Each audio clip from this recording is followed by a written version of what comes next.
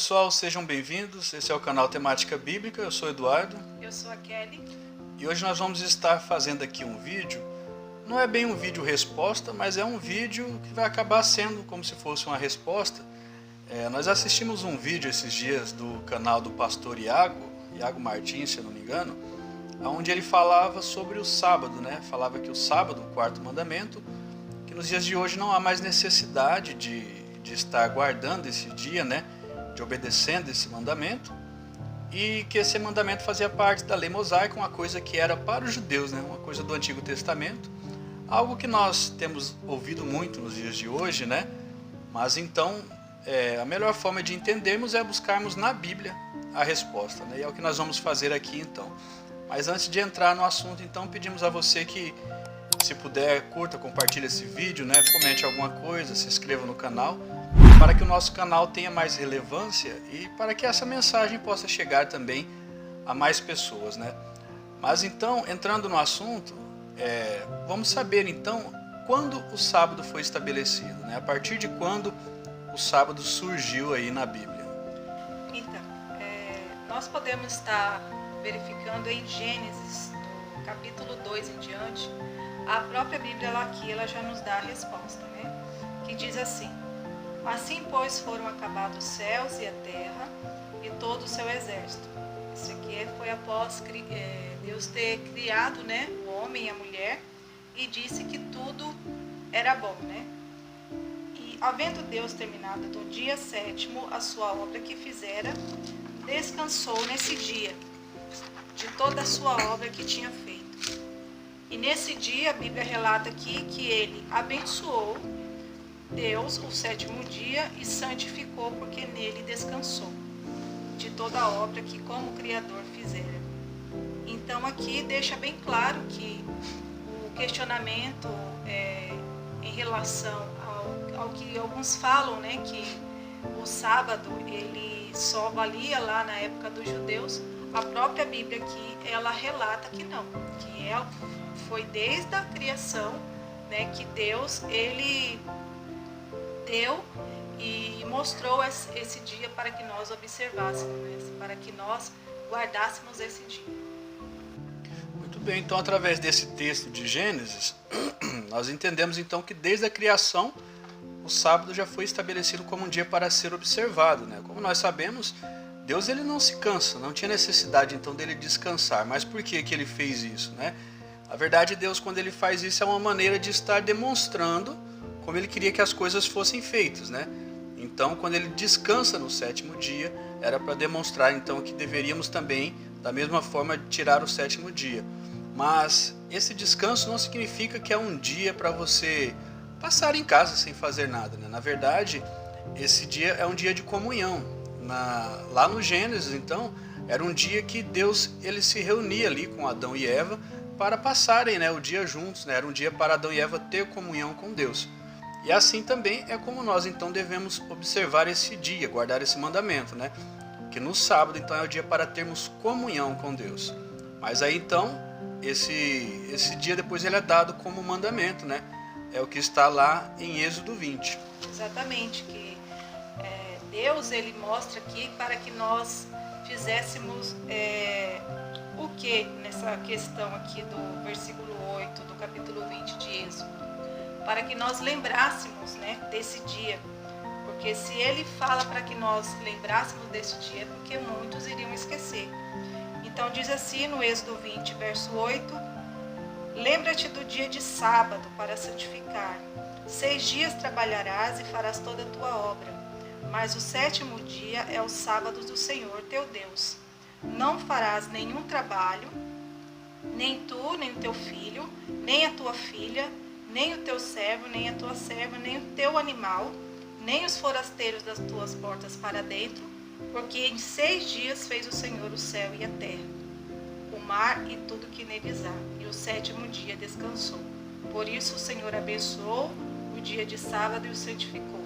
Então aqui, nesse verso 11, ele dá um ênfase novamente do que foi feito lá no início, né, de Gênesis, capítulo 2, que fala que foi na criação, né, que Deus ele ele separou esse dia, né? Ele santificou, abençoou e descansou. E no próprio Êxodo aqui, ele reafirma isso e pede para que nós lembrássemos desse dia, que não é para esquecer.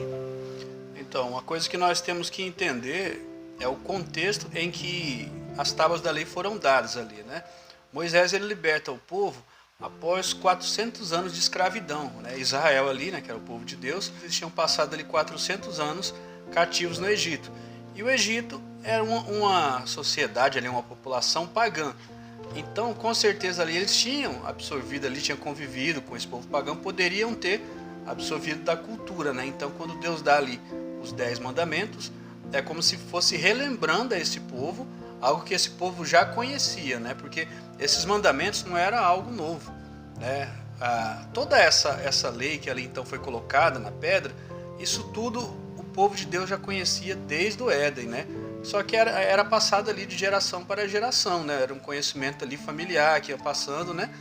E até que os pais passavam para os filhos, e ali no Êxodo foi colocado em pedra. Até porque, na época do Gênesis ainda, né? Na época de Abraão ali não existia, vamos dizer assim, a escrita.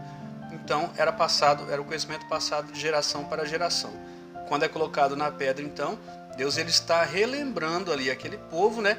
Que aquela lei continua valendo. E ele inclusive cita ali, né, quando ele vai falar do 4º mandamento, ele cita o Gênesis, né? Ele fala porque em 6 dias fez o Senhor o céu, a terra e tudo que neles há.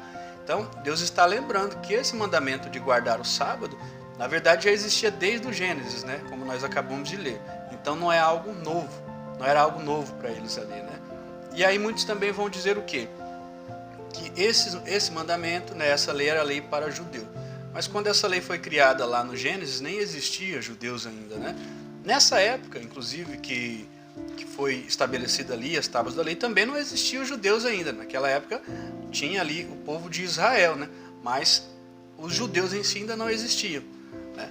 Então essa lei, não tem como dizer que essa lei foi dada para judeus, né? O que nós temos que entender é o plano da salvação. Inclusive nós temos uma série de vídeos que está aqui no canal, que nós ainda vamos dar continuidade, onde nós explicamos ali pela cronologia bíblica o plano da salvação que foi colocado em prática ali a partir do momento que Adão e Eva pecaram. Esse plano começou a ser executado através da linhagem ali de Adão e Eva, passando pela linhagem de Sete, passando por Noé, né, Abraão e sua descendência, né? Então, esse povo, né, Israel, foi escolhido quando Deus fez aliança com Abraão e com sua descendência. Era o povo escolhido para levar a mensagem, né, o evangelho de Deus, as boas novas, para toda a população, para todo mundo, né? Então, esse povo foi o povo escolhido com o qual Deus fez aliança, mas não que a salvação ou que a lei fosse apenas para aqueles da aliança, né? Quem não fosse descendente de Abraão e quisesse fazer parte dessa aliança, quisesse também obter a salvação, naquela época, então, era através da circuncisão.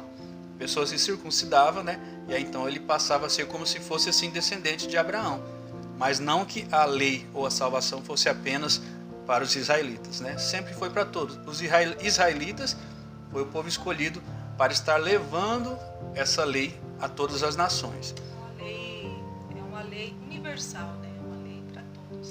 A lei sempre... Até porque a Bíblia nos diz que Deus não faz acepção de pessoas, né? E a partir do momento que Deus estivesse colocando a lei só para os israelitas, né? Ele estaria fazendo acepção de pessoas. E se ele estivesse dando a salvação também somente para os israelitas, também estaria fazendo acepção de pessoas. Mas Deus trata a todos por igual, né? Tanto quanto a lei, quanto pela graça, como pela salvação. Então, a lei sempre foi para todos, né? Não apenas para judeus ou o Antigo Testamento. Mas aí nós chegamos a outro ponto importante que mostra como o sábado era importante. Eu vou até pedir para que a Kelly ache aí o texto de Ezequiel, né? Está em Ezequiel, onde fala o que simboliza o sábado para Deus, né? Qual é o sentido do sábado. Outra coisa importante também é que na Bíblia apenas o 7º dia tem nome, que é o sábado, né? O Shabat, que significa descanso, mas que é o nome do dia, né? Nenhum outro dia tem nome na Bíblia, somente o 7º dia, que é o sábado. Vamos ver então o que é dito em Ezequiel.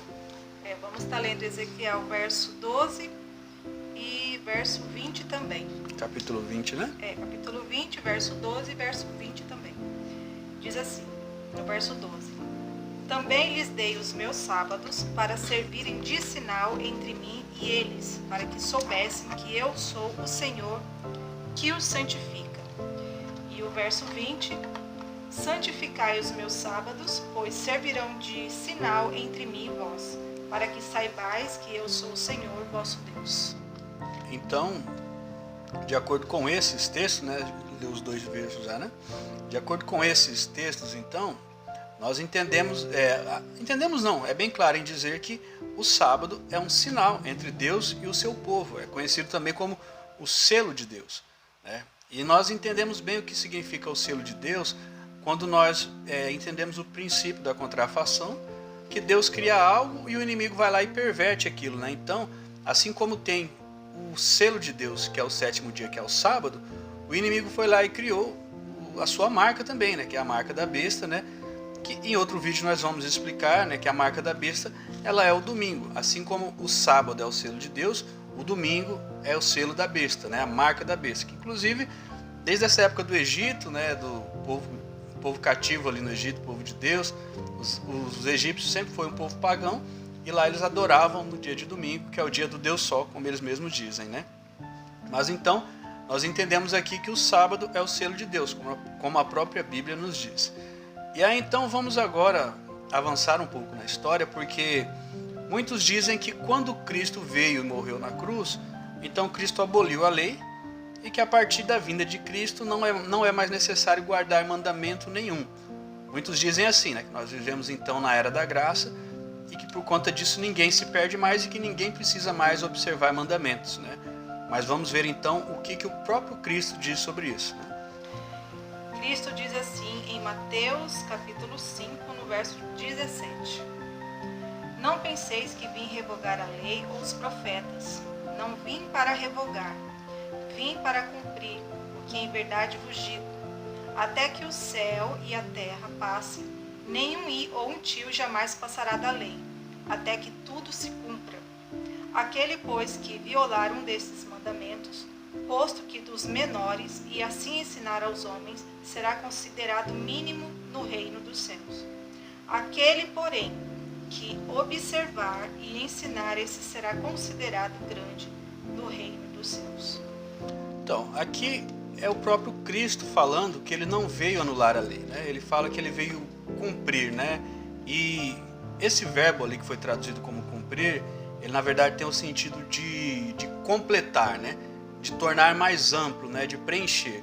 Então, como que nós entendemos isso? Cristo está falando assim: não penseis que vim anular a lei, eu vim para ampliar. Ampliar como? Ampliar em seu entendimento. Porque quando Cristo veio ali, na época que ele veio com os judeus ali, os fariseus, eles observavam a lei de uma maneira legalista, né? E o que é observar a lei de maneira legalista? É você guardar a lei sem entender o princípio por trás da lei. O princípio por trás da lei é o amor, né? Mas muitos ali estavam guardando a lei de maneira legalista sem o amor que era necessário para com o próximo. Tanto é que os judeus naquela época eles tinham preconceito com os samaritanos, né? Eles tratavam os romanos, por exemplo, como sendo uma raça inferior, assim como os samaritanos, né? Aonde estava então esse amor, né? Eles não entendiam, eles não tinham amor, então eles não tinham o entendimento amplo da lei. Por isso Cristo até fala, né, que se você odeia seu irmão, você já está o assassinando, que se um homem olha para uma mulher que está passando, se ele olha com desejo para ela, ele já está cometendo o adultério, né? Porque muitos pensavam que adultério era só ir lá consumar o fato, mas na verdade só do homem olhar para uma mulher e ele a desejá-la, ele já está cometendo adultério. E foi isso então que Cristo veio explicar quando ele fala que ele veio ampliar a lei. E tanto ele fala que ele não veio para anular, que ele ainda fala que aquele que ensinar de maneira errada, né, ou então quem ensinar que essa lei não vale mais, ele vai ter o seu nome riscado, vai ser considerado o mínimo no reino dos céus. Enquanto que aquele que ensinar que esses mandamentos continuam valendo, ensinar da maneira correta, esse será considerado grande. Outra coisa que ele fala é que nem o tio, nem uma vírgula dessa lei jamais se passará até que tudo se cumpra, né? E quando que tudo vai se cumprir? Na volta de Cristo, né? Então, se não se cumpriu tudo, essa lei continua valendo até nos dias de hoje. E aí nós chegamos a mais um ponto, onde as pessoas dizem assim que que Cristo, como ele veio cumprir a lei, e a partir do momento que ele cumpriu a lei e ele morreu cumprindo essa lei, que foi a partir da sua morte que essa lei deixou de valer, né? Que enquanto ele estava vivo, enquanto ele falou isso aqui que ele não veio anular, então que a lei realmente estava valendo, mas na sua morte, após ele ter cumprido a lei, essa lei deixou de valer.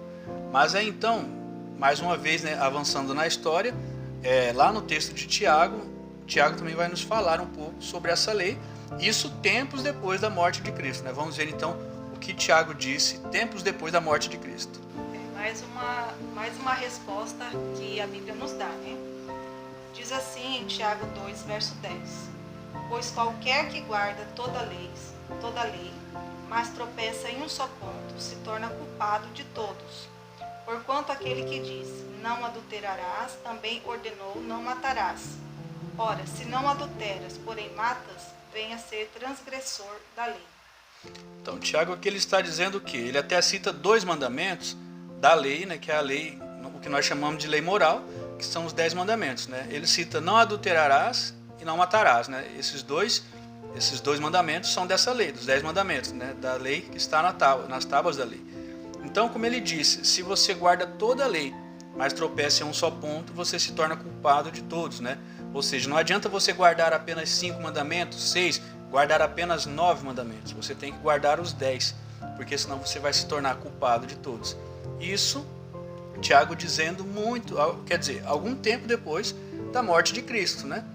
Mas aí, a última citação aqui para nós falarmos sobre o sábado, sobre a validade do sábado ainda, vamos ler porque no tempo do fim, o povo de Deus, né, será perseguido, como nós lemos ali Apocalipse 13, que fala da besta, né, a besta da terra, a besta do mar, que vai perseguir o povo de Deus. Vamos ver o que esse povo de Deus vai estar fazendo ainda mesmo com essa perseguição no tempo do fim, né? Tempos que estão à frente de nós, mas que nós acreditamos que estão muito próximos, né? Vamos ver o que fala lá em Apocalipse também, Apocalipse 14, 12, né? Diz assim: aqui está a perseverança dos santos, os que guardam os mandamentos de Deus e a fé em Jesus. Então, nos tempos do fim, o que nós acreditamos que está muito próximo, né? Nós acreditamos, na verdade, que nós já estamos vivendo o tempo do fim. E que, na verdade, essa perseguição contra o povo de Deus, né, a marca da besta, né, isso vai ser estabelecido no final do tempo do fim. O que nós também acreditamos que estamos muito próximos, né? E como a Kelly leu ali, diz então, aqui está a perseverança dos santos, né? Aqui está a perseverança do povo de Deus, os que guardam os mandamentos de Deus e têm a fé em Jesus. Então, ainda nesse tempo da perseguição, né, tempos à frente do que estamos vivendo hoje, o povo de Deus ainda estará guardando esses mandamentos de Deus, mantendo a fé em Jesus. E isso quem diz é a Bíblia que está dizendo, né? Então, não tem como hoje a pessoa chegar e falar assim que não, você não precisa mais guardar a lei, né? Hoje nós vivemos na graça. Na verdade, quando a pessoa fala isso, ela está fazendo um desserviço, né, na pregação do Evangelho.